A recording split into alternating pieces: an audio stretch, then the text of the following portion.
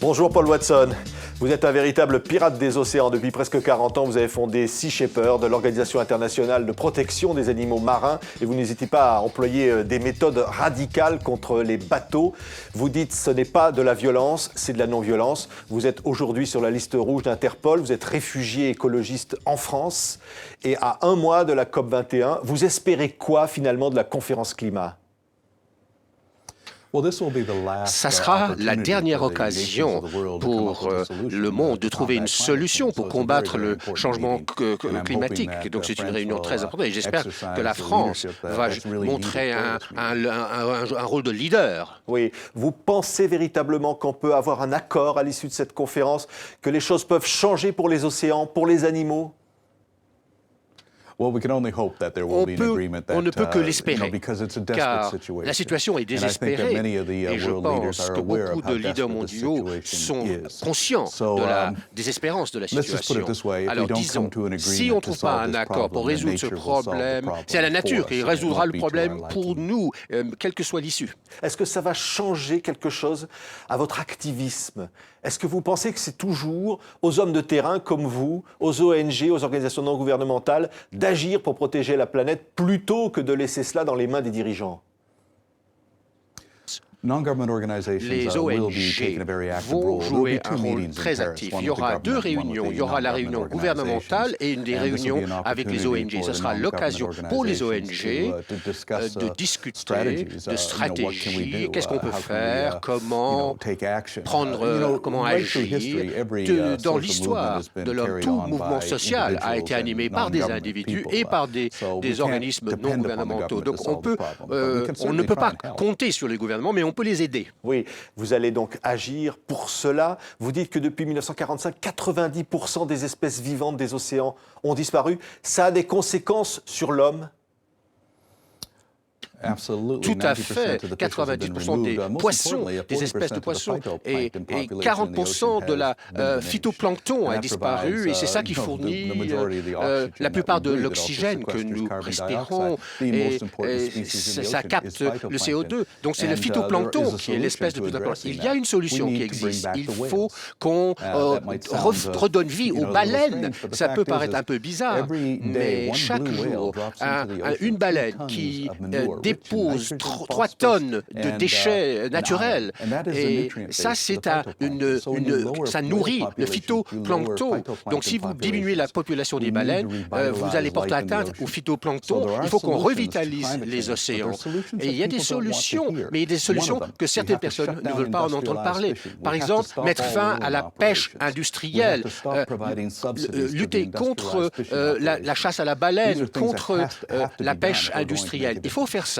Oui, on va voir des images. On vous voit avec vos 9 bateaux à travers le monde.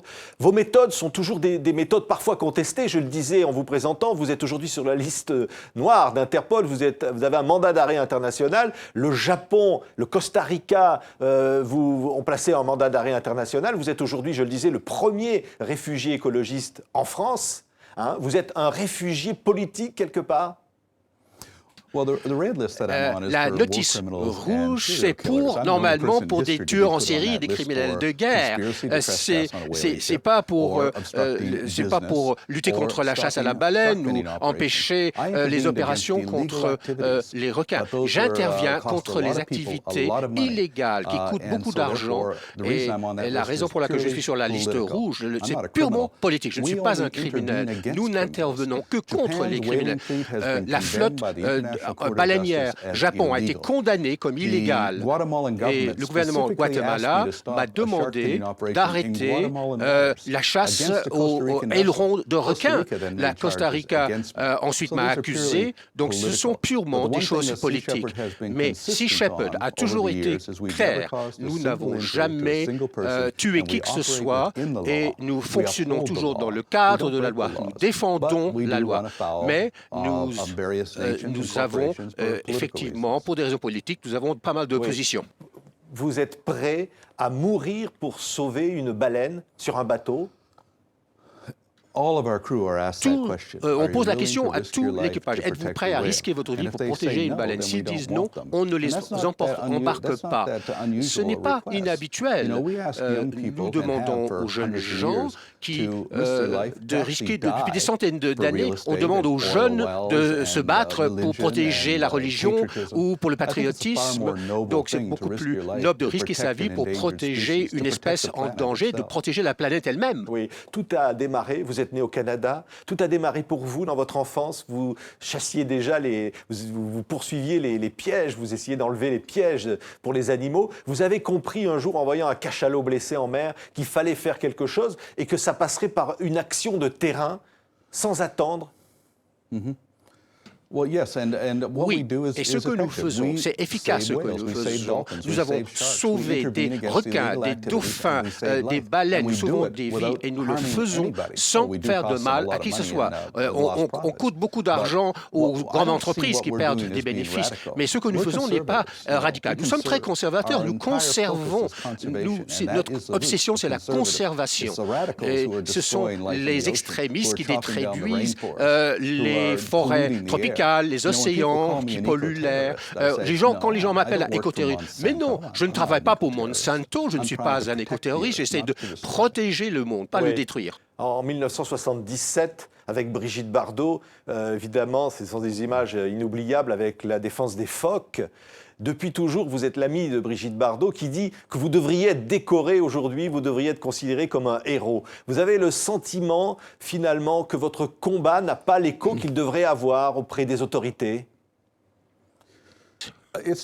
Ça commence à avoir un impact sur les autorités. John Kerry, le secrétaire d'État américain, a dit des choses très favorables contre le braconnage de certaines poissons. Nous avons, pendant 110 jours, lutté contre la pêche illégale. On commence à avoir un impact. En ce qui concerne Brigitte Bardot, nous avons découvert il y a longtemps, ensemble, elle attire les médias. Elle peut faire transmettre un message à travers les médias. Du fait, grâce à elle, on a accès à des gens connus, à des gens célèbres, qui sont des voix qui transmettent efficacement notre message. Oui. Aujourd'hui, Paul Watson, votre combat, c'est toujours d'être un pirate des mers, parce que c'est l'intérêt économique qui prime. Absolument vrai. Nous avons une flotte de 9 vaisseaux. Nous nous battons contre la chasse à la baleine illégale, le dumping, la pollution illégale. Et c'est une approche interventionniste. Et ce que nous faisons, nous avons le droit international. Toutes les lois existent. On manque la volonté politique et économique pour mettre en œuvre, pour respecter ces lois. Parce qu'il y a tellement de pression sur les gouvernements qui laissent de côté les lois pour permettre aux gens d'engranger d'énormes profits de leur activité illicite. Merci beaucoup, Paul Watson, le fondateur de Sea Shepherd, à un mois maintenant de la conférence climat. Merci beaucoup. Thank you. Merci.